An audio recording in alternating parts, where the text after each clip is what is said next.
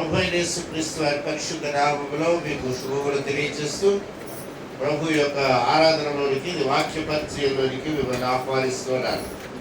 దేవాతి దేవుడు తన కృప చొప్పున శిలువ మీద తన బలియాగ కార్యక్రమం వలన మన అపరాధముల నుండి మన తప్పిదముల నుండి మనల్ని విమోచించి తన వైపునకు మనల్ని మళ్లించుకొనిచున్న ప్రభు అయిన యేసుక్రీస్తు వారికి ఘనత మహిమ ప్రభావములు ఆరోపించుకుంటూ ఉన్నారు. ఈ మధ్యాహ్న సమయంలో మిమ్మల్ని దేవుని వాక్య పరిచర్యలోనికి తీసుకుని వెళ్ళకముందు మరి సంఘ విషయములు కొన్ని మీతో పంచుకొని నేను ఆశపడుతున్నాను. ఈ వారంలో మరి పుట్టినరోజులు జరుపుకున్నటువంటి మన సోదరులు డి జాయ్సీ, ఎం శంకర్, పైల కావ్య, డి రమ ఈ వారంలో జరుపుకుంటున్నారు. వారు వేరే ఉంటే ముందుకు రావాల్సిందిగా వాళ్ళు చూస్తున్నారు. అలాగే పోయిన వారంలో బర్త్డేస్ జరుపుకున్న సుమతమ్మ గారు, సునీల్ బాబు, అలాగే మహాలక్ష్మి గారు ముందుకు రావాల్సిందిగా వాళ్ళు వచ్చేస్తున్నారు.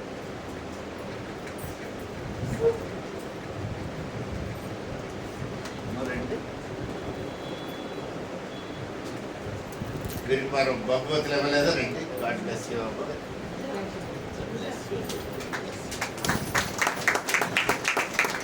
ఈ వీక్ లో ఎవరైనా ఉన్నారండి? ఈ వీక్ లో డి జాయ్సీ, డేవిడ్ రాజ్ గారు బాబు, ఓకే, ఎం శంకర్, పైల కావ్య, రాబా రాలేదు.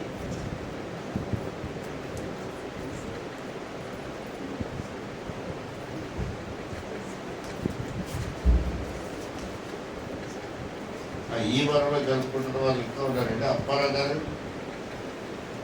అనుష, కే భవ్య, నిర్మలమ్మ గారు, సత్యవతి, సత్య నామా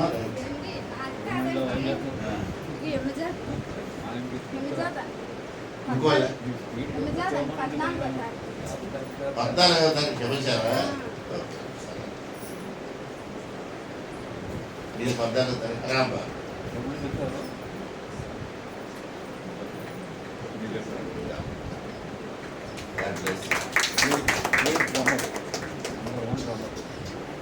హల్లెలూయా.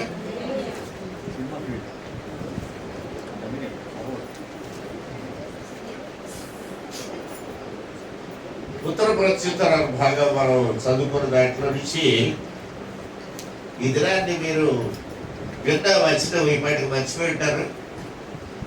మళ్ళీ ఒకసారి మీ మైండ్స్ రిఫ్రెష్ చేయమనే ప్రభు యొక్క సందేశం ఏంటి కనుక తెలియపరుస్తున్నారు. ఆదియు అంతమునైన దేవుడు, ఆల్ఫా ఒమేగా ఆయనే, ద ఓన్లీ గాడ్, ఏకైక దేవుడు.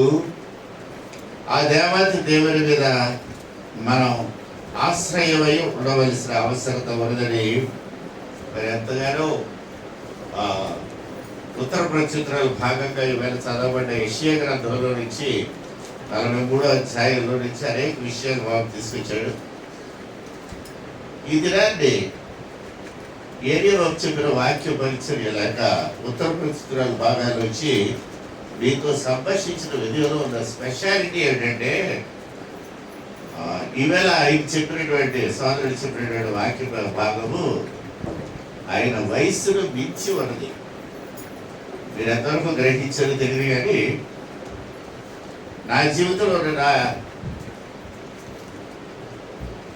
Prolonged experience in the ministry of God, దేవుని యొక్క పరిచర్యలో అనేక సంవత్సరాలు మరి నేను సేవ నేర్పోయి ఈ విన్న తర్వాత ఏలియా బాబు వారు చెప్పిన ఉత్తర ప్రత్యుత్తరాలు వివరణ ఈజ్ బియాండ్ హిస్ ఏజ్. ఆయన వయసును మించి ఒక 60-70 సంవత్సరాల వయసులో వృద్ధుడికి ఎంత దేవునితో సంపద ఉంటుందో అటువంటి అనుభవం కలిగినటువంటి వాక్యాన్ని విన్నాను. మరి నేను చాలా సంతోషిస్తాను. ఎందుకంటే ఏలియా బాబు కూడా చాలా సంవత్సరాల నుంచి మరి నాతో కలిసి ఉంటున్నాడు, అనేక విషయాలు నేర్చుకుంటున్నాడు. As is growing, I have been seeing him as a young boy and before his marriage. కానీ ఇన్ని సంవత్సరాల్లో ఎదుగుదల, rate of growth is very essential. Growth rate per year వేసుకోండి, లేకపోతే how much more is growing rather than the last year అన్నది కంపారిటివ్గా చూసుకున్నా his growth rate is far above average people's growth rate.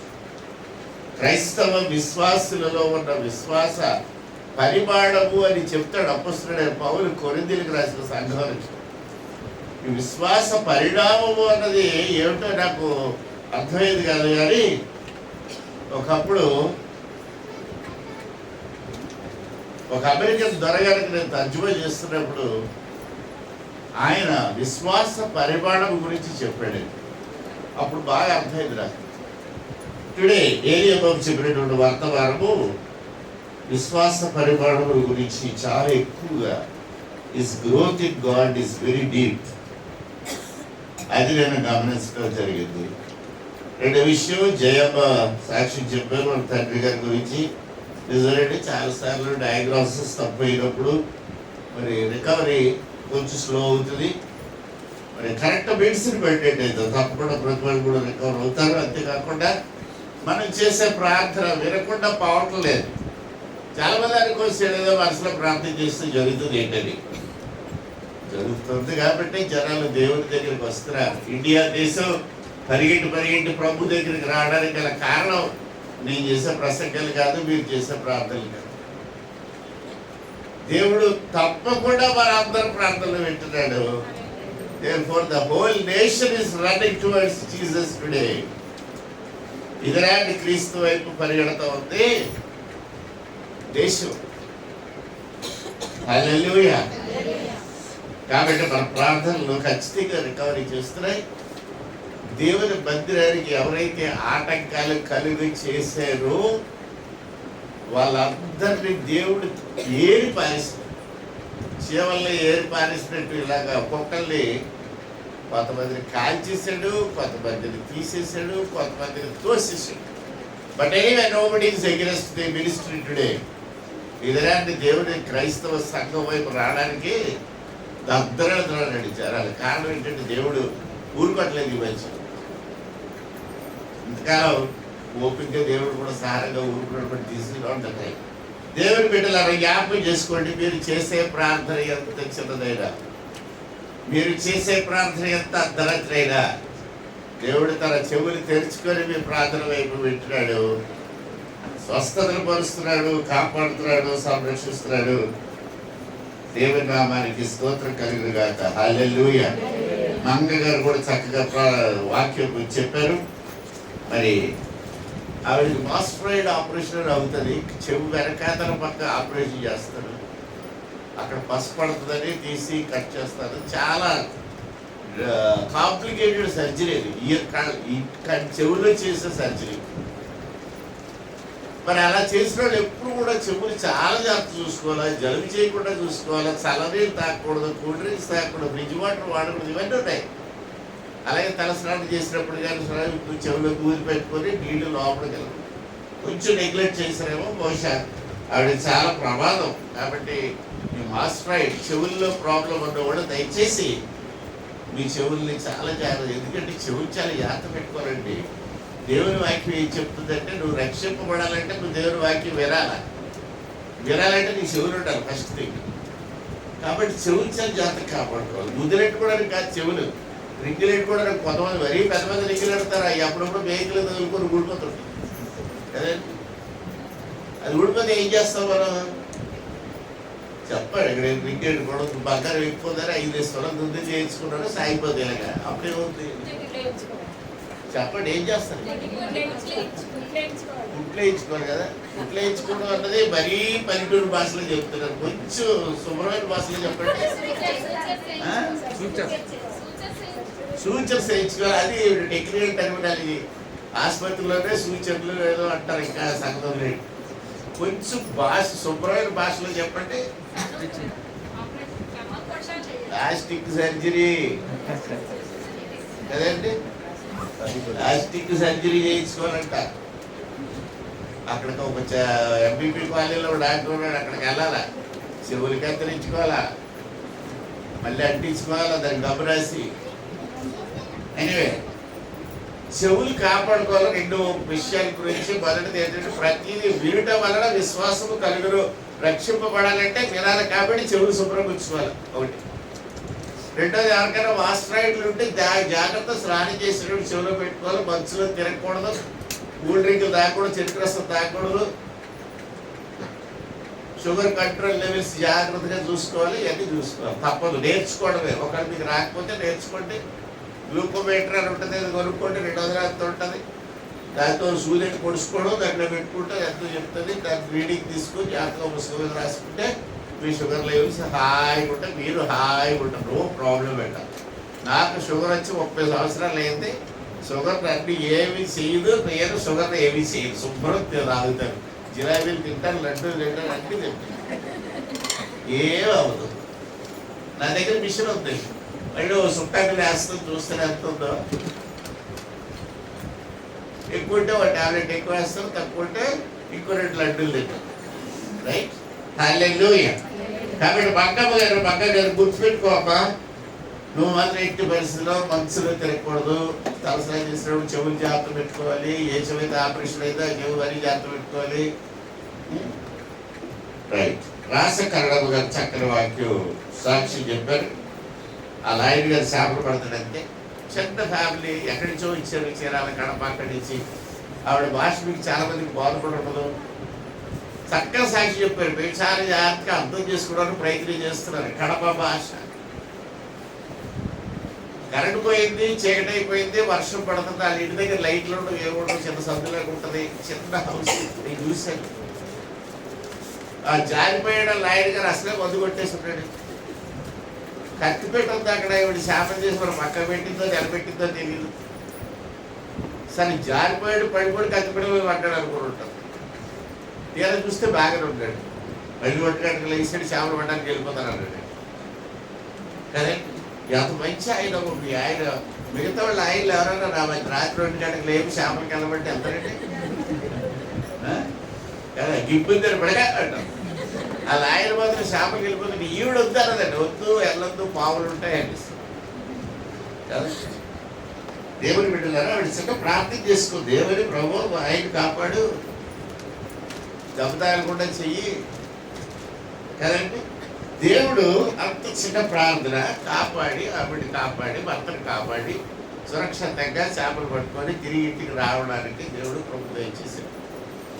మనకు ఏదో పెద్ద కార్యం జరిగితే దేవుడు కృప చేసిన కాదు, ప్రతి చిన్న విషయంలో కూడా దేవుడు సహాయం చేస్తున్నాడు అన్న సత్యం మనం తెలుసుకోవాలి. నేను చాలా పెద్ద పెద్ద సంఘాలకి వెళ్ళి అనేక సంవత్సరాలు నేర్చుకున్నాను. అక్కడ నేను నేర్చుకున్నది ఏంటంటే, ఈ చదువుకున్న మహానుభావులు అందరూ వెళ్ళి సాక్ష్యాలు చెప్తే పల్లెటూరు వాళ్ళు అందరూ మారిపోతారు అనుకున్నారు. దాన్ని తప్పు అని దేవుడు రుజువు చేయడానికి 20 సంవత్సరాలు పట్టింది నా జీవితంలో. ఇప్పుడు నేను నేర్చుకున్న పాఠం ఏమిటంటే, పల్లెటూరులో నివసించే వాళ్ళ ప్రార్థన చూసి, విశ్వాసాన్ని చూసి, యూనియన్ చాపెల్ లాంటి చర్చిలో ఉన్నవాళ్ళు నేర్చుకోవాల్సిన సాక్ష్యాలు ఇక్కడ ఉన్నాయి. హల్లెలూయా. ఇక్కడికి వచ్చి అలా నేర్చుకోవాలండి. ఈ సాక్ష్యం వల్ల వాళ్ళు బలపడాల. It's the other way round. నేను ఎవరుకున్నారంటే అక్కడ ఉన్నవాళ్ళు చదువుకుని విద్యావంతులు, ఆహా ఈ పేజీలు చేశారు, అది చేశారు, ఇది చేశారు అనుకున్నాడు. అవి కాగితం మొక్కల మీద రాసిన డిగ్రీలు తప్ప ఎందుకు పనికిపోయాలి డిగ్రీలు. ఇప్పుడు ఏమంటున్నారు తెలుసండి, స్కూల్లో కాలేజీలోకి వెళ్తే, బాబు నువ్వు రాక్కర్లేదు, ఫీజు కట్టే సర్టిఫికేట్ ఇంటికి వస్తుందంట. ఎందుకు పనికి వస్తుంటుంది ఆ సర్టిఫికేట్? ఏ సర్టిఫికేట్ అంటే బ్లడ్ టెక్నీషియన్ సర్టిఫికేట్. మరి అలాంటి సర్టిఫికేట్ వచ్చినాడు మన బ్లడ్ చెక్ చేస్తాడు అనుకుంటాడు. ఏమి రాస్తాడు? షుగర్ ఉందని రాయడు, బెల్లం ఉందని రాస్తాడు, జిలేబీ వండుకొని రాస్తాడు కదా. బ్లడ్ టెక్నీషియన్ మీకు ఎవరికైనా కావాలనుకుంటే ఏం లేదు, ఇంటర్మీడియట్లో జాయిన్ అయిపోండి, ఫీజు కట్టేయండి, ఇంటికి స్కూల్కి రాక్కర్లేదంటే ఇంటికి సర్టిఫికేట్ వచ్చేదంట. అది పట్టుకెళ్ళి మీరు ఎవడ బ్లడ్ టెస్ట్ చేస్తారో ఆడు ఏమైపోతాడో నాకు తెలియదు. కాబట్టి దేవుని బిడ్డలారా, డిగ్రీలు పదవులు అయ్యి పెద్ద ఏం కాదు. నాకు 3 డిగ్రీలు ఎందుకు వరకు వస్తాయి? ఎందుకు పనికిరావు. ఒకసారి ఎవరు అడిగాడు, మన ఏ చదువుకున్నాడు సార్? 5 కొన్నా 80 డిగ్రీలు పోస్ట్ గ్రాడ్యుయేట్ డిగ్రీలు ఏం తీసుకోండి? 1 సార్ సార్ అన్నాడు. 1 రాసినా 10 సార్లు రాసినా అదే. దేవుని ప్రియ పెట్టారా? కాబట్టి రాస కరుణమ్మ గారు చెప్పిన సాక్ష్యం ఏ హైదరాబాద్లోనో సతీష్ కుమార్ గారి చర్చలో చెప్పిస్తే అక్కడ వాళ్ళు బాగుతారు. హల్లెలూయా. నీల్ కుమార్ సాక్ష్యం కూడా చాలా అద్భుతంగా చెప్పారు. వాళ్ళ మదర్కి కాంట్రాక్ట్స్ ఉన్నప్పుడు అసలు భాష మాత్రం చాలా తక్కువ, కంట్లో పూలేసింది కదండి. కంట్లో పూలైన తర్వాత మనం ఏమనుకుంటుండే, తామర పూల, గులాబీ పూల, చామంతి పూల. మన భాష ఏంటంటే కంట్లో పువ్వు వేస్తుంటే కాంట్రాక్ట్ వచ్చేది అంతే కదండి. అది కేవలం వస్తుందండి. ఆ సర్జరీ కూడా దేవుడికి ప్రార్థన చేసుకున్నారు. అద్భుతం ఏంటంటే కాడి ఖర్చు లేకుండా మళ్ళీ దాని ఖర్చులు చాలా పంపించారు. అదే మనమైతే ఏం చేస్తున్నాడు, పరిగెడికి వెళ్ళి ముందు 1,00,000 రూపాయలు కట్టేసి కదండి. ఎల్ఆర్ హాస్పిటల్ అక్కడ ఏదో ఉంది కదండి, ఎల్ఆర్ హాస్పిటల్, ఎల్వి ప్రసాద్ ఆసుపత్రి, అక్కడికి వెళ్ళేసి ముందు డబ్బులు కట్టేసి జపాన్కి అర్థం తీసుకురా పోతుందో పెట్టు కదా, అమెరికా పోతుందో పెట్టు అని కళ్ళల్లో ఇంత పోతుందని ఇట్టించుకొని ఉన్న కాళ్ళు పీకించుకొని ఆ తర్వాత ఇంటి దగ్గర రుద్దేసి సెక్రటరీకి వెళ్ళిపోతాం అడ్రస్ కదండి. అక్కడ ఏం అవ్వదమ్మా వెళ్ళిపోతే వచ్చేస్తాం. ఆ తర్వాత ఇంకా అంతే కదా. ఇవిడు చక్కగా వెళ్ళారట ఇంక పక్కనే వ్యాపకూడ దగ్గర చేసుకున్నాడు. దేవుడు తోడై ఉంటే మీ పనులంటే చక్కగా అవుతాయండి. God is with you, you are blessed and all your problems will be solved. Buchchithalli garu సాక్ష్యం చెప్పారు, చెప్పించారు. పాపం చెప్పలేని వాళ్ళు కూడా సాక్ష్యం చెప్పించారు. హల్లెలూయా. మరి నోరు ఉండి చెప్పలేని వాళ్ళు ఎవరెవరో నాకు తెలియదు. నోరు లేకుండా కూడా చెప్పలేకపోతే ఇంకొంచెం సాయమడికి మరి చెప్పించారు ఆవిడ. హల్లెలూయా. 2 సార్లు పావుని తప్పించుకున్నారండి. గట్టిపోయితో ఉన్న పక్కనే పావుందట. కాలు అట్టేసినట్టు అయితే గుట్లో ఇట్టేసారు ఈవిడికి. అదృష్టం. అదే దేవుడు చేసేది. ఆ కాలు తీసి సిగ్గుపక్క పెట్టాడు కదా. అదే ఇంకొక అవిశ్వాసం అయితే ఖచ్చితంగా చచ్చి ఉండేవాడు కదా. నాకు చాలా షార్ప్గా ఉంటుంది. మీకు తెలుసు 4 నిమిషాల్లో చచ్చిపోతామండి. నాకు పుట్టిందని తెలిస్తే 2 నిమిషాలు చచ్చిపోతాం. పుట్టిందని తెలియకపోతే ఇంకో 2 నిమిషాలు బతుకు. గాబరా పడ్డామా బ్లడ్ సర్క్యులేషన్ పెరిగిపోతుంది, స్పీడ్ ఎక్కిపోతుంది, వెంటనే గుడ్డుకి వెళ్ళిపోతుంది. గుడ్డి ఎల్లగానే ప్రోటోప్లాజం కోయాగిలేట్ అయిపోద్ది, బ్లడ్ దారం పీలికల్లాగా అయిపోద్ది, ఎక్కడ బ్లడ్ అక్కడ క్లాట్ అయిపోద్ది. కాబట్టి బుచ్చితల్లి గారిని కూడా దేవుడు కాపాడినందుకు దేవుడి స్తోత్రం. హల్లెలూయా. అమాయకులు పాపం ప్రజలు కృత్రిమం తెలియనటువంటి వాడు. ఈ సాక్ష్యం చెప్పిన వాళ్ళందరూ కూడా మనమైతే భూమి వాళ్ళ లౌక్యం వాడతాం, వాళ్ళు లీగలిజం వాడతాం, వాళ్ళు టెర్మినాలజీ వాడతాం, రకరకాలుగా సంగతులు తిప్పి రాస్తాం. బట్ ఈ ప్రజలు ఈ సాక్ష్యం చెప్పిన వాళ్ళు ఎలా చెప్పాలో కూడా తెలియదంత అమాయకులు అయ్యి ఉండి దేవుని దగ్గర ఇచ్చి they are receiving all the benefits. Hallelujah. మిమ్మల్ని బట్టి సంఘం కనిపిస్తూ ఉందని చెప్పడానికి నేను సంశయించడం లేదు. దేవుడు మిమ్మల్ని బహుగా దీవించి ఆశీర్వదించిన కాక. మన సంఘంలో ఎక్కువ ప్రాధాన్యత సాక్ష్యాలకు ఇస్తున్నాం, ఎందుకంటే మిగతా వాళ్ళు స్థిరపడాలని. చాలా సంఘాలు ఆరాధనకి ఎక్కువ సమయం ఇస్తారు, ఇండివిజువల్గా ఆరాధనలు కూడా చేస్తారు. మనలకు కూడా దేవుడు ప్రోత్సహించి ఒకవేళ అందరూ ఒకళ్ళు ఒకళ్ళ తర్వాత ఆరాధన చేసే సమయం ఉంది అనుకుంటే తప్పకుండా ఈ బెంచులన్నీ బయట మారేసి అందరి కింద కూర్చొని ఆరాధన చేసుకునే అలవాటు ఉంటే బాగుండేది. కానీ మనకు ముడుగులు పెట్టేస్తుంది కదండి, తిండిపోయి ప్రాబ్లమ్స్ ర్యాష్ పోయి అదే కింద కూర్చోలేక ఈ బాధలన్నీ పడతా ఉన్నాం. ఎనివే దేవుడు మేము బాగా దీవించి ఆశీర్వదించిన కాక మీ సాక్షి చాలా బలమైంది. ఇది సామాన్యమైన విషయం కాదు. ఇది మీకు ఇక్కడ చులకనగా ఉంటే కొంతమంది ఉండొచ్చు, ఎందుకంటే కొంతమంది ఉంటారు వాళ్ళు దే డోంట్ కేర్ అనమాట. కూడితే ఎలా చెప్తాండి పాస్ట్గా పని పట్టలేదనుకుంటే. మరి ఒక పర్యాయం మీకు మళ్ళీ నేను హెచ్చరించి చెప్పాలనుకుంటున్నది ఏంటంటే, నేను జీతానికి ఆశించి పాస్టర్ పని చేయడం లేదు. నేను I was bank officer, I work in state bank for 36 years. నాకు 40,000 రూపాయలు జీతం వస్తుంది. అదే కాకుండా నాకు మూడు ఆస్తి ఉంది, ఆస్తిలో ఇంకొక 40,000-50,000 రూపాయలు వస్తుంది, అంతే కలిపిన ఆదాయం more than 1 lakh every month. నేను దేవుని సేవలో నుంచి ఒక పైస కూడా తీసుకోండి, నా దశపై కూడా ఇక్కడ పెడతాను.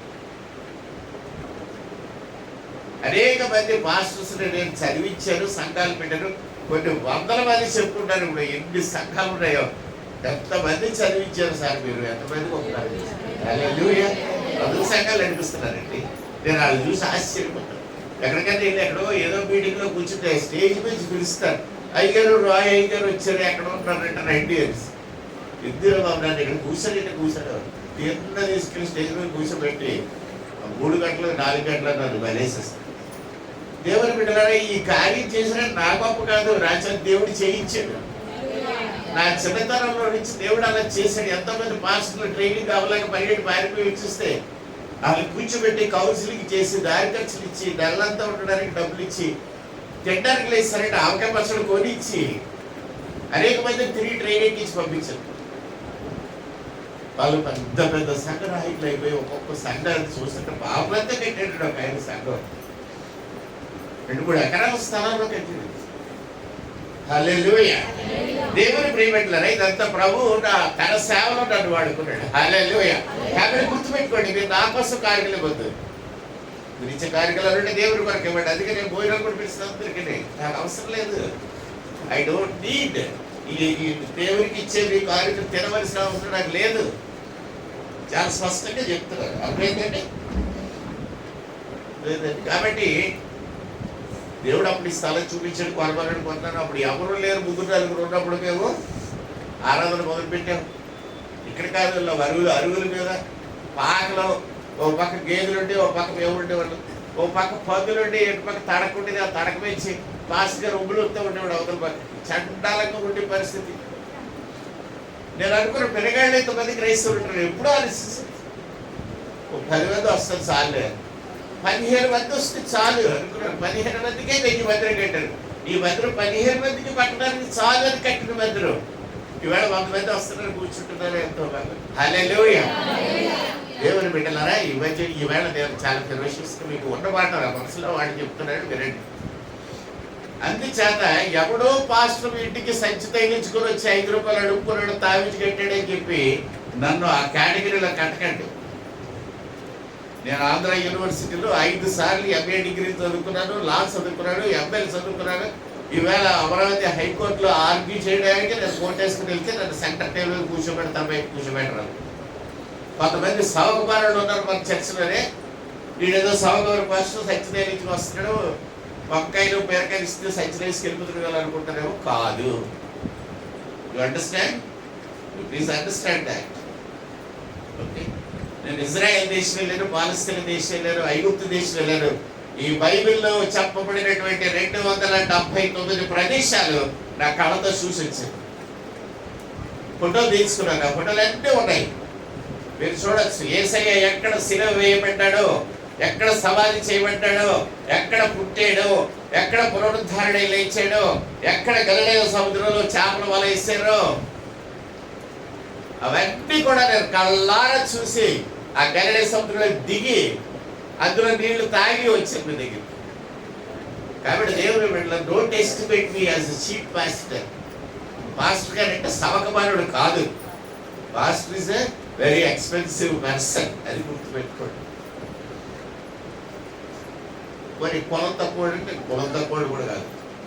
నేను born Christian, born in a Christian parents family, no reservations. All India లెవెల్లో స్టాండ్ అయ్యి నేను స్టేట్ బ్యాంక్లో ఎంటర్ అయ్యాను. అంతకంటే ముందు నేను కలెక్టర్ గారికి స్టెనోగా పనిచేశాను. ఎప్పుడు గొప్ప చెప్పుకోలేదు నేను, ఎప్పుడు అడిగాడు దేవుడు, అందుకే నన్ను ఆశీర్వదించాడు. ఎప్పుడు లంచం తీసుకోలేదు నేను, ఏ ఒక్కడి దగ్గర నెవర్ టేకెన్ 1 NP. అందుకే దేవుడు నన్ను ఆశీర్వదించండి. నీకు ఉన్నతమైన స్థితిలో ఉంచుతాడు. ఇవేళ వాక్యం దేవుడితో మాట్లాడుతున్నాడు, నువ్వు నా సేవకుడివి, నువ్వు బాధపడకు. హల్లెలూయా. రైట్. ప్రభువునందు ప్రియమైన దేవుని బిడ్డలారా, పాస్టర్ గారంటే గుర్తుపెట్టుకోండి, దేవుని సేవ అంటే సామాన్యం ఇది కాదు. నువ్వు వచ్చి సేవ చేస్తానంటే కుదరదమ్మా. దేవుడు నిన్ను పేరు పెట్టి పిల్లల కమా you come for my ministry. పిలడమే కాదు, దేవుడు తన ఆత్మతోటి నిన్ను అభిషేకించాలి. హల్లెలూయా. ఆ అభిషేకం లేకుండా నువ్వు ఉప్పుగే తెలిస్తే బోర్లు పడతావు, బండి ఊడిపోతాయి. ఉప్పుగెత్తి నీకు ఎంకే అర్థమైంది, మీ అందరికీ తెలుసు. శత్రువు క్రైస్తవులు. ఏమైంది? ఇంట్లో వాళ్ళు విశ్వాసాలు అయిపోయారండి. ఇంట్లో వాడు బంధువులు ఏం చేస్తారు? అది వాడు క్రైస్తవురాలు, కూతురు క్రైస్తవురాలు, భార్య విశ్వాసం, ప్రభా ప్రభా ఇవే చేతులు అదే. అలా ఎవరంటే శివసేన, ఎవరు శివసేన మరదే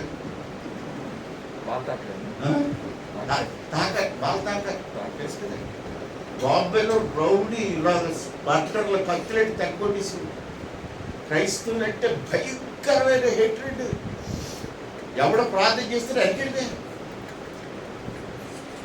బాల్తాకర్ ఆయన వస్తున్నాడు. ఒక ఆయన విశ్వాసి ఇస్రాయల్ దేశం నుంచి వాకింగ్ చెప్పడానికి వస్తామంటే రావడానికి నీరు లేదు. అడ్డు పెట్టేటంటే బళ్ళు, లారీలు అన్ని తెచ్చి ట్రాక్టర్లు బాంబే అంతా అడ్డు పెట్టేశారు. దేవుడు బాల్తాకర్ గారి సొంత చెల్లి, ఆయన చెల్లి ఒకటే ఆయన కాదు అంటే ప్రాణం. ఆ చెల్లి విశ్వాసి వెళ్ళింది. అన్నయ్య నేను తెప్పిస్తాడు అని ఆయన్ని. వాళ్ళ దగ్గర గడ్డలు తీసేయండిరా, ట్రాక్టర్లు తీసేయండిరా, మొత్తం క్లియర్ అయిపోయింది బాంబే. అని సొంత చెల్లి విశ్వాసరాలు. హల్లెలూయా. ఎవరు వచ్చారు తెలుసండి? పాకిస్తాన్ నుంచి ఇస్లాం ప్రెసిడెంట్ బాంబే వచ్చాడు. వెళ్ళిపోతున్నాడు కారులో. టీవీ నైన్ చూశారు, పట్టుకున్నారు బయటంటారే, బాబు నువ్వు ఇస్లాం మతానికి ప్రెసిడెంట్వి, ఇక్కడికి వచ్చేవేటి? ఎవరండి ఆయన పేరు మర్చిపోయింది చెప్పండి. బెనిహెన్ గారు పుస్తకాలు ఎవరైనా చదివారండి? Good morning holy spirit, welcome holy spirit, fire of holy spirit చదివారు ఎవరన్నా? మీరు చదవండి. నేను చెప్పాను కదండి, మన విశాఖపట్నంలో 0.2% కూడా చదవర్లు లేరు. వీళ్ళు ఎక్సెప్ట్ సినిమాలు చూసేవాళ్ళు, టీవీ చూసేవాళ్ళు, సీరియల్ చూసేవాళ్ళు. విశాఖపట్నం జిల్లా ఏమి పేరు వచ్చింది తెలుసా మనకి? A city of idiots, a city of destination అని ఉంటుంది విశాఖపట్నానికి పేరు. టుడే మన పేరేంటి తెలిసిన? ఏ సిటీ ఆఫ్ ఇడియట్స్, అది మన పేరు. మూర్ఖుల యొక్క సిటీ కింద మారిపోయింది విశాఖపట్నం. మీ అందరి వల్ల, మీరు పుస్తకాలు చదవకపోవడం వల్ల, సినిమాలు టీవీలో వచ్చిన తర్వాత పూర్తిగా పాడైపోయింది. పార్వతీపురం, బొబ్బిలి, పాతపట్నం, శ్రీకాకుళం వెళ్ళి చూడండి ఒకసారి. అక్కడ ఉన్న ఎడ్యుకేషన్ రేట్ ఎలాగుందో చూడండి. ఒక వీధిలో 80 జడ్జీలు ఉన్నారు పార్వతీపురంలో. ఏమీ లేదండి పార్వతీపురం, పచ్చి పల్లెటూరు. ఏమి అక్కడ టీ కూడా దొరకదు. అక్కడ నుంచి ఒక వీధిలో నుంచి 80 డిస్ట్రిక్ట్ జడ్జీలు వచ్చారు, బయటకు వచ్చారు. కారణం ఇంకే సినిమా లేదు, ఏ సెల్ ఫోన్ లేదు, పుస్తకం పడుకొని చదవడమే. శుభ్రంగా అలహాబాద్ లా పుస్తకాలు అన్ని చదివిస్తారు వాళ్ళు. అందుకే ఆయన ఉద్యోగాలు వచ్చే మన వాళ్ళు ఉద్యోగం లేదు. మనం ఎంతసేపు సైకిల్ షాపులు, స్కూటర్ షాపులు, రోడ్లు చూసుకోవడానికి ఇదే తప్ప ఏమొచ్చే మనకి? కోట్లు పోసుకోవడం తప్ప ఏమొచ్చి? ఒక్కడెక్కడో ఉద్యోగాలు రావట్లేదు. గవర్నమెంట్ ఉద్యోగాలు అసలు లేవు. అందులో విశాఖపట్నంకి అసలు రావట్లేదు. కారణం ఏంటంటే మీకు రీడింగ్ హ్యాబిట్ లేదు. వినరు, చెప్పింది వినరు, ఎదిరిస్తారు. దానివల్ల హల్లెలూయా. అది ఉంది కదండి, ఇదంతా సోషల్ బ్యాలెన్స్. దేవుని వాక్య భాగంలో చూద్దాం. Before we go into that, ఒక్కసారి బైబిల్ పట్టుకొని లేచి నిలబడదాం. పఠింప శ్రేష్ఠ గ్రంథము బైబిల్, పఠింప శ్రేష్ఠ గ్రంథము బైబిల్, అనుదినం పఠించిన ప్రేమతో నడుపును. ఓ పఠింప శ్రేష్ఠ గ్రంథము Bible. The best book to read is the Bible. The best book to read is the Bible. If you read it every day, it will lead you all the way. Oh, the best book to read is the दुनिया में सबसे प्यारे पुस्तक Bible, दुनिया में सबसे प्यारे पुस्तक बाइबल, पढ़े ना इसको